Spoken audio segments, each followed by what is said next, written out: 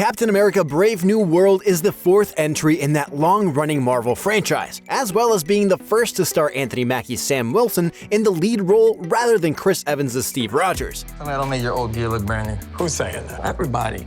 Everybody is saying that. But as much as this new movie is devoted to continuing the story of Captain America in the MCU, it's also picking up a lot of loose ends from one of the very first MCU movies. Brave New World is practically The Incredible Hulk 2. Now she'll see.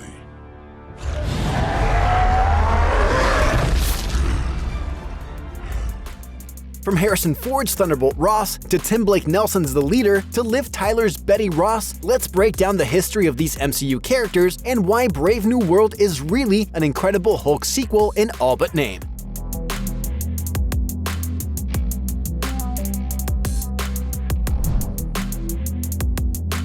The Incredible Hulk teed up the next big villain in Hulk's world with the introduction of Tim Blake Nelson's Samuel Stearns, a tease that is only just now finally paying off in Brave New World. In The Incredible Hulk, Stearns is revealed to be an ally to Norton's Bruce Banner, working with Banner from afar to help find a cure for the Hulk.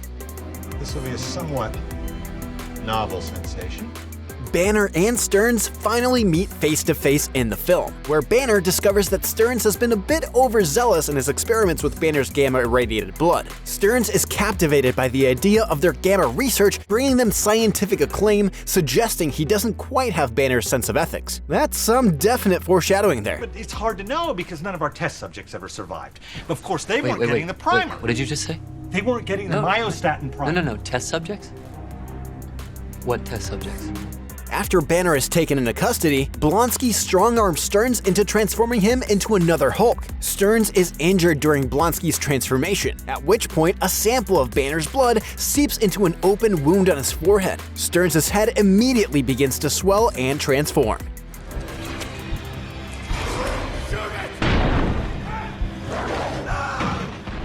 Comic book fans know that this is where Stearns evolves from an ordinary man into the Leader, a gamma-powered villain who is as smart as Hulk is strong. But again, it's only now in Brave New World that the MCU is finally following up on this twist. Where has Stearns been all these years? The answer is in a comic book called The Avengers Prelude: Fury's Big Week, one of the few comics that's actually canon to the MCU. It shows Black Widow bringing Stearns into S.H.I.E.L.D. custody, where he's presumably remained ever since. But at some point, Stearns escaped and is now at the center of the conspiracy involving Captain America and President Ross. We don't know much about his role in the film, as Nelson has been all but absent from the marketing so far. We can probably assume that Stearns had something to do with Ross's transformation into Red Hulk though, since that was the case in the comics. Stearns could also have his sights set on adamantium. We know Brave New World will be introducing that iconic, unbreakable metal to the MCU, likely sparking a new arms race as the global powers clash over possession of this invaluable resource. The Leader may see an opportunity to play that conflict to his advantage. Whatever his plans, as the Leader, Stearns is now superhumanly intelligent, making him a very dangerous foe for Captain America and Falcon to contend with. Nelson Samuel Stearns isn't the only Incredible Hulk character making a long overdue return appearance in Brave New World. This is also the first time we'll see Liv Tyler reprise the role of Ross's daughter, Betty, in the MCU. They were the stretchiest pair they had. I'll take my chances. As established in The Incredible Hulk, Betty and Bruce Banner originally met and fell in love in college. She later joined Banner as a researcher in Project Gamma Pulse, where she created the primer that allowed Banner to survive his exposure to gamma radiation and become the Hulk. Betty was among those injured during Banner's transformation, sparking her father's obsessive hatred of Banner. That obsession has done nothing to help Betty's already dysfunctional relationship with her father. You can't see this clearly. Now get inside. There he is! By the present-day events of The Incredible Hulk, Betty has mostly moved on and started dating Dr. Leonard Samson, though she doesn't hesitate to rush to Banner's aid when he resurfaces. Betty does her best to aid her ex-boyfriend in his quest to cure himself of his condition, even as that pits her directly against her father. I know you're in there! General, please! Ultimately, fate doesn't allow Betty and Banner to reconnect for long. He resumes his life as a fugitive, and Betty fades out of the MCU spotlight. We don't know much about her story since then, apart from the fact that Betty is among the many temporarily snapped out of existence by Thanos in 2018's Avengers Infinity War. Tyler is finally reprising her role for Brave New World, but as for what role Betty is meant to play in the story, we have no idea. Like the leader, Betty has been absent from the film's marketing so far. Will we discover that she's patched things up with her father? She is the daughter of the president now, after all. Will she be called upon for her expertise in gamma research and all things Hulk? Let's also not forget that Betty herself becomes Red She-Hulk in the comics. Will Brave New World follow suit? We can only hope. The most obvious sign that Brave New World is actually an Incredible Hulk sequel is that it revolves heavily around Harrison Ford's Thaddeus Thunderbolt Ross. Ford is taking over the role from the late William Hurt, who played Ross in a number of MCU movies dating back to 2008. It was Banner. Ross originally debuted in The Incredible Hulk, serving as one of the main antagonists to Edward Norton's Bruce Banner. A stoic military man, General Ross oversees Project Gamma Pulse. Banner is led to believe that the project revolves around radiation resistance. What he doesn't know is that Ross is trying to create a modern and more powerful alternative to the World War II era super soldier serum. When Banner tests his experimental formula on himself, the Hulk is born. Since that day, Ross has devoted himself to bringing the Hulk under government control by any means necessary, even at the cost of his relationship with his daughter Betty. Ross turns to elite soldier Emil Blonsky to help capture the fugitive Banner. Unfortunately, this alliance ends up creating a monster worse than the Hulk. Ross injects Blonsky with a version of the super soldier serum, transforming him into a Captain America-esque super soldier. We're giving you a very low dose only. Need you sharp out there, disciplined. First sign of any side effect, we stop and you're off team until you straighten out. However, Blonsky finds that power addicting. My God, he's doing it. And it's not long before he forces Stearns to expose him to gamma radiation, becoming the Abomination. After a violent battle in Harlem, Hulk subdues the Abomination. Ross reluctantly allows his nemesis to escape the battlefield, postponing their next showdown for another day. The final scene in The Incredible Hulk shows a dejected Ross drowning his sorrows at a bar, only to be approached by Robert Downey Jr.'s Tony Stark. Stark attempts to recruit Ross into the Avengers Initiative, just as Nick Fury approached him in the post-credits scene in 2008's Iron Man, which had been released just a month before this film. What if I told you we were putting a team together? Who's we? For the full story on that encounter, though, we have to turn to the 2011 Marvel one-shot short film, The Consultant. There, it's revealed that the World Security Council wants to recruit the Abomination to join the fledgling Avengers, much to the chagrin of S.H.I.E.L.D. agents Phil Coulson and Jasper Sitwell. Coulson handpicks Stark to meet with Ross specifically because he knows the egotistical Stark will botch the job and Blonsky will remain in prison. Mission unaccomplished. The Abomination will remain in his cage for now. Apparently, the consultant outdid himself. Ross got so mad he tried to have him removed from the bar. How'd that go over? Stark bought the place. It's scheduled for demolition on Thursday.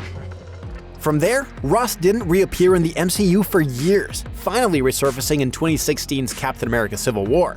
The world owes the Avengers an unpayable debt.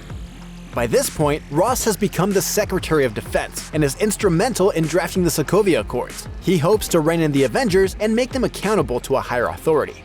The ratification of the Sokovia Accords creates a schism in the Avengers, and Ross winds up throwing Captain America's anti-registration faction in the superhuman prison known as the Raft. It's not long before Cap breaks his friends out and they become fugitives from the law.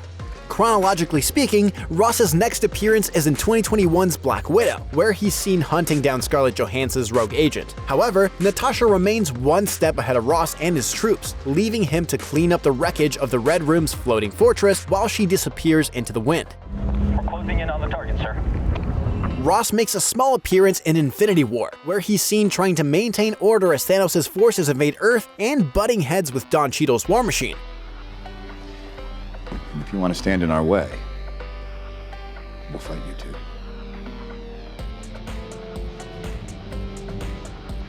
Arrest them.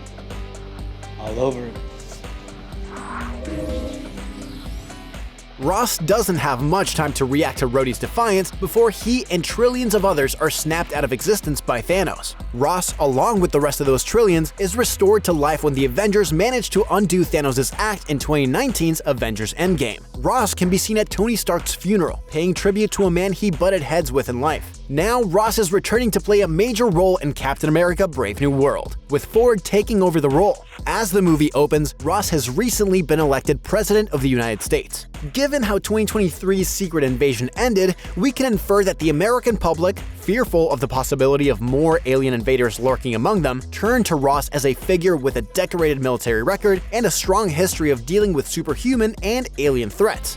The Ross that we knew historically going back to Incredible Hulk in 2008 and certainly versions of him that we saw across the years in the MCU, his nickname was Thunderbolt.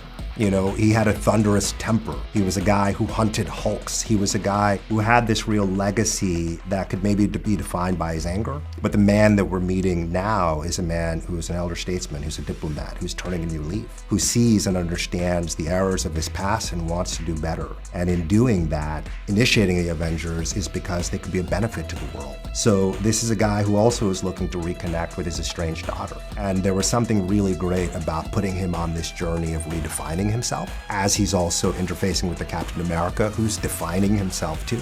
We'll see Ross attempt to make peace with Mackie Sam Wilson in the film, hoping to usher in a new era of cooperation between the Avengers and the US government. However, Sam will soon find himself drawn into a deep conspiracy after Ross survives an assassination attempt and transforms into the Red Hulk. That's right, somehow Ross has turned himself into the very thing he hated the most. As in the comics, we assume Ross is seeking to protect his country by creating a version of Hulk with more tactical experience and battlefield prowess, even if that means making a Faustian bargain with the leader. Unlike the comics, however, Ross doesn't seem overly concerned with hiding the fact that he's Red Hulk. But for Ross, protecting his country also means gaining control of adamantium, the newly discovered supermetal that every global power is attempting to weaponize. I mean, there's so many implications to a new technology like this emerging, and in some ways it ties into why this movie is called Brave New World, right? A technology that could have both incredibly positive implications and also potentially destructive or negative implications. So it was really exciting for me to be able to be, directing and writing a movie where we introduce adamantium to the MCU. Obviously, that teases a lot of things that fans are super eager about. And it's also great to also see the geopolitical implications of it in this story. As a technology, it could have incredibly powerful applications for different countries around the world. And then you think about it in a world where vibranium also exists. It's just a very, very rich terrain to play with. Does the new Captain America have what it takes to unravel this conspiracy and take down a hulked-out President Ross in the process? But maybe there's a better question we should be asking. At this point, the only thing stopping Captain America: Brave New World from being called The Incredible Hulk 2 is the fact that the Hulk himself is MIA. There's no indication that Mark Ruffalo's Bruce Banner has a part to play in the sequel, though we wouldn't rule out a secret, last-minute cameo appearance. Cap could certainly use the extra muscle when he takes on the Red Hulk. It would certainly make sense to include Banner in some capacity, given how the character's story has unfolded in the MCU so far. Banner and his alter ego have come up in the world since the events of The Incredible Hulk. Hulk joined the Avengers and gained an aura of respectability after his self-imposed exile on Sakaar in Thor Ragnarok and his near-death battle with Thanos in Avengers Infinity War. Banner has gained newfound control over his gamma side. Banner and Hulk have essentially merged into a single being with all of Hulk's strength and all of Banner's intelligence. Including Hulk in Brave New World makes even more sense when you consider that he's one of the only heroes keeping the torch of the Avengers alive right now. If we've learned anything from Phases 4 and 5 of the MCU, it's that Banner and Benedict Wong's Wong have become the planet's first line of defense against all threats, superhuman and magical. They're minding the shop at a time when the Avengers have yet to be reformed. We have to assume that Banner would be interested to know that his old nemesis has suddenly become a Hulk too, and that Stearns has resurfaced with gamma powers of his own. We'd also like to know what the current state of Banner's relationship with Betty is these days. Have the two reconnected now that the Hulk is a respectable superhero in control of his powers? For better or worse, it doesn't appear that the Hulk has a big part to play in Brave New World. Any Banner appearance may be relegated to a post-credit scene, if even that. But it is worth remembering that Banner has his hands full with other matters these days. He is now a member of a fully fledged family of Hulks. We saw his cousin Jen Walters become a superhero lawyer in the She-Hulk series. That show also ended with the reveal that Banner has a gamma-powered son, Scar, from his time on Sakaar. Banner may be off-world bonding with Scar, explaining why he isn't around to help Cap deal with Red Hulk and the Leader. In that case, we'll just have to wait until 2026 Avengers Doomsday to see Earth's mightiest heroes officially back in action. Do you think we'll see Hulk put in an appearance in Brave New World? Are you excited for the MCU to finally pick up on many of these loose ends from the Incredible Hulk? Let us know what you think in the comments below. And for all your MCU needs, keep it locked to IGN.